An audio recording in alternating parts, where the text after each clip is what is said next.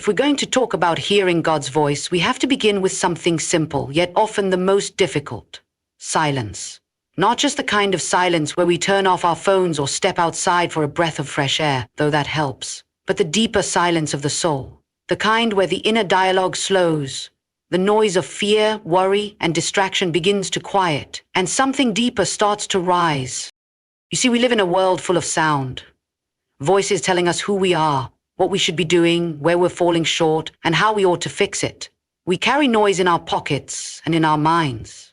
And over time, all that noise drowns out the voice we most need to hear. That voice doesn't compete with the chaos. It doesn't shout to get our attention, it waits. But how do we find that kind of silence? It's not just about isolation, it's about intention. It's a decision to retreat inward, to still the soul. Some of the most powerful moments of spiritual clarity come not when we're actively searching for answers, but when we've stopped trying to control the moment, when we stop striving and start listening. The first time you try to be still, really still, everything in you will resist. Your mind will race. Your heart might feel restless. That's normal. But stay there. Breathe through it. There's something on the other side of that restlessness. There's a presence, a nearness, a whisper that's been speaking all along. You've just been too busy, too loud, too hurried to hear it. The truth is, God's voice is not far from us. It's not hidden in mystery or reserved for the elite. It's near. It's familiar, but not always obvious. And this is what makes silence so vital. It makes us aware. It sharpens our perception. Like tuning an instrument, the quieter we become, the more clearly we resonate with what's already being spoken. Some people wait for a supernatural moment, a burning bush, or a booming sound from heaven. But the voice of God doesn't always come in the dramatic. More often, it's like a breath, subtle but unmistakable to the one who's paying attention. It's in the thoughts that pierce with peace. It's in the inner nudge that doesn't align with your fear or ambition, but calls you to something higher, something true. You don't hear it with your ears, you hear it with your life. And that's why silence is not just the absence of sound. It's the presence of stillness. It's the decision to step away from the pressures of proving, performing, and producing, and to simply be. To sit in the awareness that you are seen, known, and not alone. From that place, hearing becomes natural, not forced. The life-changing secret is this: the voice you seek has never stopped speaking. It's waiting for you to slow down enough to recognize it. And the moment you do, you'll realize it's been closer than you ever imagined. If silence opens the door to hearing God's voice, obedience is what keeps that door open. It's one thing to want to hear, it's another to be willing to respond. And this is where many people quietly pull back. Not because they don't believe, not because they don't desire truth, but because deep down they know if they truly hear, they'll be called to change. There's a kind of hearing that doesn't just rest in the mind, it settles in the heart and stirs something inside. That kind of hearing is costly because it asks for a response, and obedience is that response. It's not just about doing what's right out of obligation. It's about aligning ourselves, our thoughts, our choices, our values, with what we've heard deep in our spirit. People often ask, why can't I hear God clearly? And sometimes the real answer is this: it's not a lack of signal, it's a lack of readiness. When the heart is closed off by resistance or pride or fear of where obedience might lead, the voice gets muffled. Not because it disappeared, but because we aren't yet willing to act on what we might hear. It's a bit like tuning a radio. If the frequency of your life is cluttered with hesitation or rebellion, the clarity of the voice fades into static. But something powerful happens when we choose to listen with the intention to obey. The signal sharpens. The voice becomes clearer, more frequent, more recognizable. Not because God speaks more, but because we're finally in a posture to receive. Our hearts become like soil ready for seed, soft, open, eager to grow. And in that place, God speaks not just direction, but transformation. Obedience is the doorway to deeper revelation. The more we say yes to what we already know to do, the small whispers, the gentle nudges, the quiet convictions, the more we become trusted with what's next. We grow into people who don't just want to hear for the sake of knowledge, but hear for the sake of alignment. Because here's the truth. Revelation is not entertainment. It's an invitation.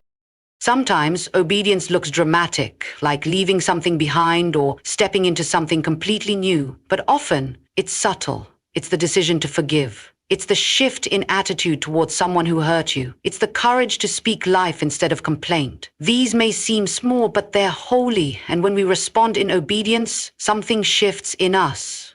We don't just hear, we become. We become more attuned, more connected, more alive.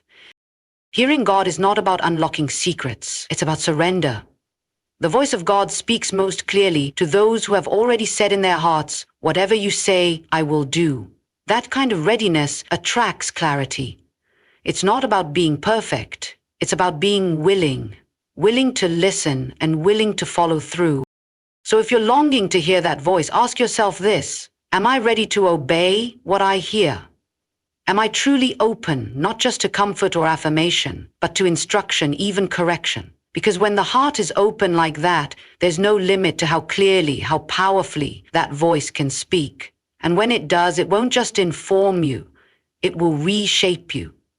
If silence makes space and obedience keeps us in step, then humility is what tunes the ear of the heart. It's one of those qualities that often goes unnoticed by others, but in the realm of the spirit, it speaks louder than anything else. Because when it comes to hearing God's voice, the posture of our hearts matters far more than the volume of our prayers or the intensity of our efforts.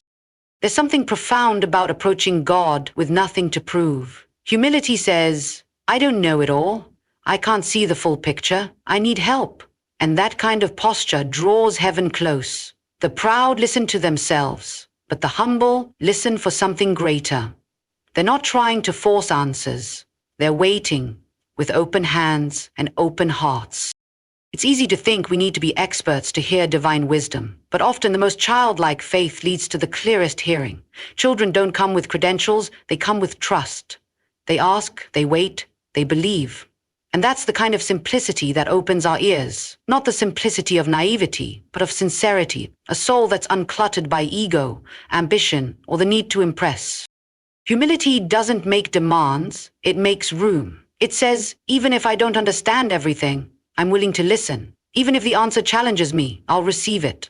That willingness opens the channel, because the voice of God is not just informational, it's relational. And relationships thrive where there's trust, not control. The ones who hear most clearly aren't always the loudest or the most visible. Often they're the ones who have learned to listen more than they speak, to lean in rather than lean on their own understanding. They aren't trying to manage God's voice, they're surrendered to it. They know that the voice might come in ways they don't expect, through people they didn't plan, or in moments they didn't schedule, and they stay available. Pride builds walls around the heart. It says, "I've got this figured out." It assumes it knows what God should say, or how he should say it. But humility doesn't assume, it asks. It doesn't argue, it receives. And in that place of lowliness, clarity comes. The message may not always be easy, but it will always be true. It will always cut through the fog of self and bring light to the path ahead. If you want to hear God's voice, take a moment to examine the soil of your heart. Is it soft enough to receive, even when the words spoken might stretch you? Is it free from the clutter of self-importance and open to something beyond your own perspective? Because humility is not weakness, it's readiness. It's strength under surrender. And that kind of strength hears more in a whisper than pride hears in a thunderclap. In the end, the voice of God often comes not to those who shout the loudest, but to those who kneel the lowest. After silence, obedience, and humility comes the part where hearing transforms into something lasting, action.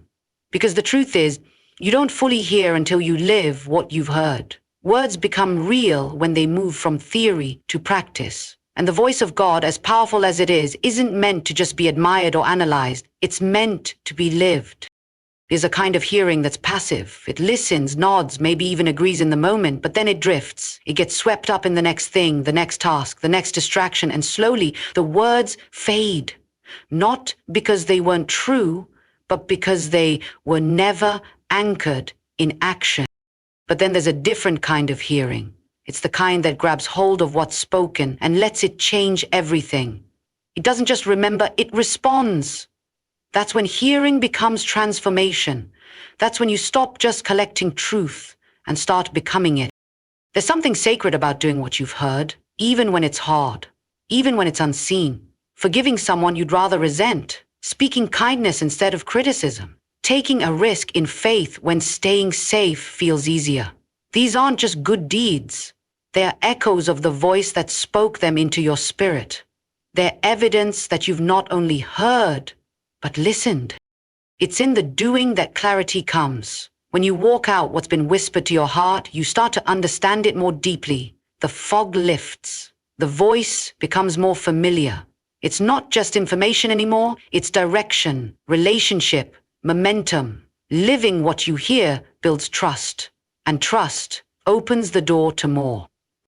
Sometimes people say, I just want to hear God more clearly. And my first question is, what have you done with what you've already heard?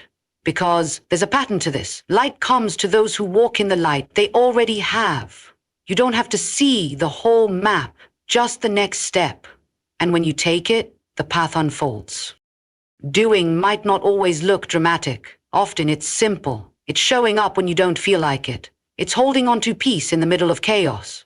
It's choosing truth when lies are easier. Every small step you take in alignment with what you've heard strengthens your spiritual hearing. You start recognizing that voice, not just in quiet moments of prayer, but in the middle of your day, in your conversations, in the decisions that shape your life. And here's the beauty of it. When you live the words begin to live in you. They become part of your thinking, your reflexes, your instincts. You're not just hearing anymore, you're embodying. And people around you can feel it. They may not know what changed, but they'll notice the peace, the clarity, the quiet strength. That's what happens when someone is in tune with the voice of God, not just hearing it, but living it. So if you've been listening and you've been wondering what to do with what you've heard, start walking.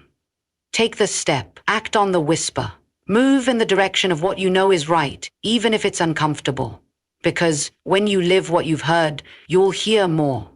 And what once felt distant will begin to feel closer than your own breath.